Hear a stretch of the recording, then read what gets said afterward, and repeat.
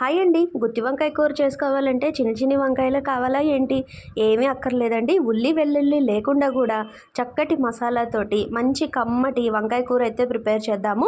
వేయించిన పల్లీలు, ఎండు కొబ్బరి ముక్కలు, కొద్దిగా ధనియాలు, జీలకర్ర ఇవన్నీ కూడా ఒకదాని తర్వాత ఒకటి దోరగా వేయించేసుకొని కారంకి సరిపోయేంత ఎండుమిరపకాయలు, కొద్దిగా ఇంగువ వేసి మిక్సీ జార్లో మెత్తగా గ్రైండ్ చేసుకోవాలి.